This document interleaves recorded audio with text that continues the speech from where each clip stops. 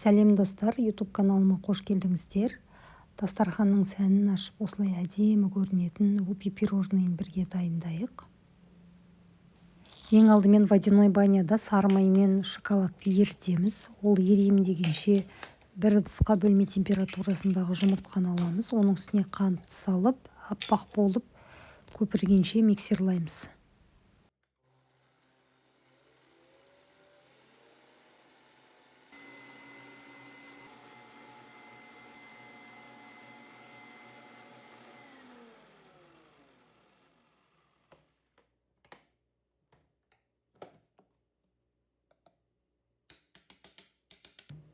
Осының үстіне ерітілген бағанақ шоколад пен сары майды құямыз.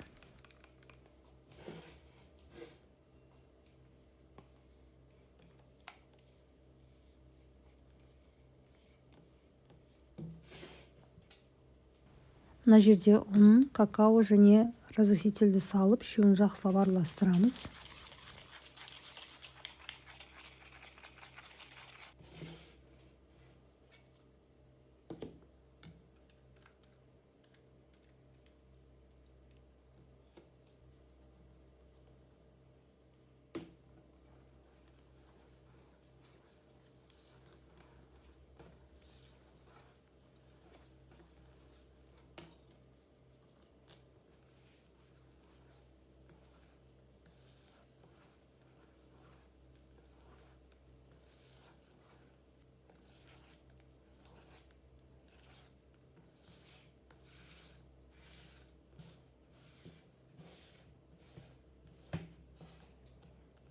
Дайын болған қамырды кондитерский мешокқа салып аламыз. Насатканың размері жарты сантиметр.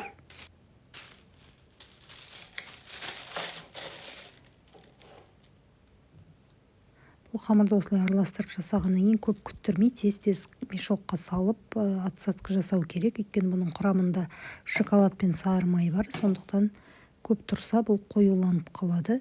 Міне осы кезде отсадка жасамай тұрып печканы қосып қойыңыздар 200 градусқа.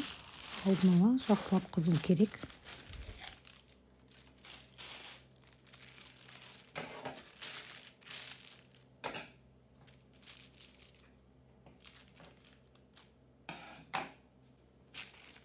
Енді осыны пергаментке отсадка жасап шығамыз. Барлығын 40 штук печеньені жасаймыз.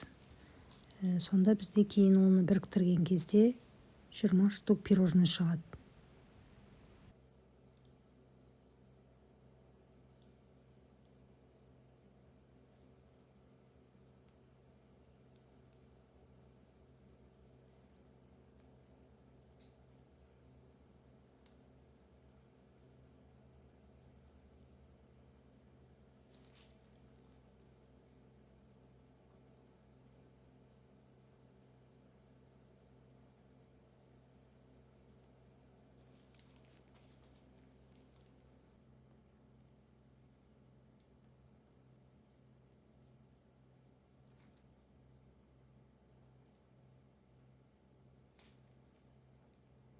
Осылай бәрін отсадка жасап болғаннан кейін менде режим конвекция болғандықтан 2 слойдан салып ровно 7 минут пісірем. Ал егер екінші рет салатын болсаңыз, ол кезде противень ыстық болса, онда оны 6 минут пісіреміз. Міне осындай әдемі болып біркелкі болып күшті болып пісіп шығады.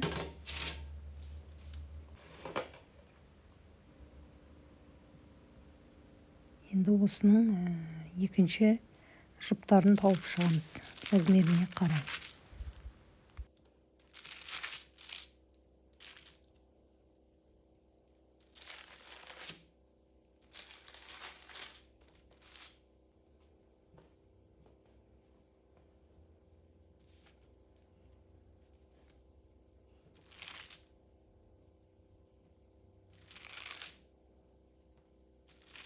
Енді кремін дайындайық. Крем үшін маскарпоне, творожный сыр, осының үстіне қант ұнтағын салып миксерлаймыз төменгі жылдамдықта.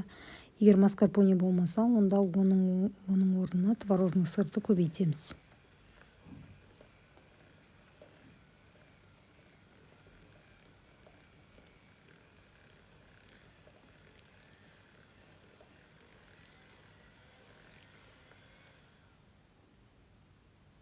осының үстіне салқын сливки құямыз, 33%. Творожный сыр, сливки, маскарпоне барлығы холодильниктен алынған, салқын болу керек.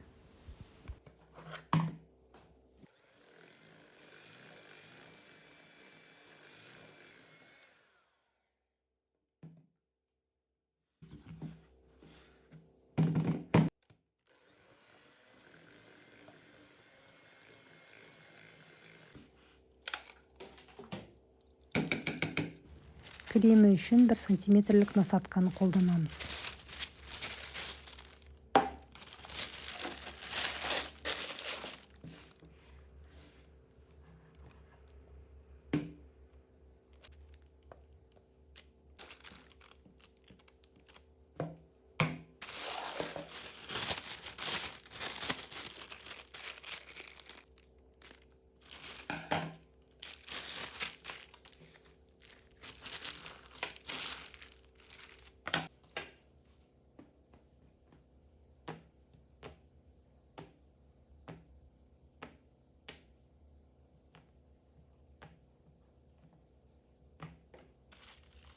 Енді осы 20 штук пирожныйға жететіндей етіп, кремімізді отсадка жасаймыз.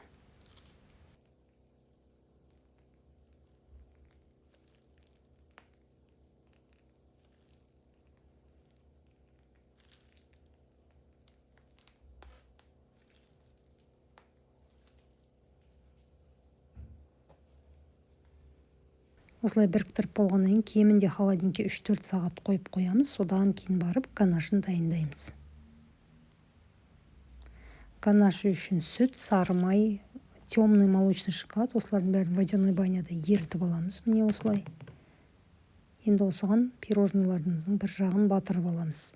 Мына жерде мен 10 штук пирожныйды ғана осылай жасадым.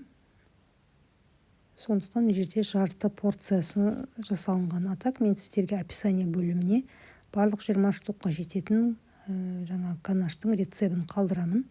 Видеоның соңына дейін қарап шығыңыздар, барлығы түсінікті болу үшін. Міне осылай жасап болғаннан кейін бұны енді холодильникке бір 10 минутқа жібереміз. Ганашы сәл қату керек.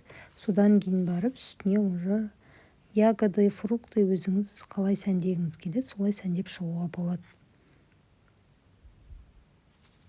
Бұл пирожный өте жұмсақ, воздушный, күшті болады. Кремімен енді ауызда еріп тұратын шоколадты пирожный. Міндетті түрде осы рецептпен жасап көріңіздер. Видео ұнаса лайк басып, комментарий қалдыруды ұмытпаңыздар. Және каналыма міндетті түрде тіркеліп, осы видеомен өздеріңіздің таныстарыңызбен бөлісіңіздер.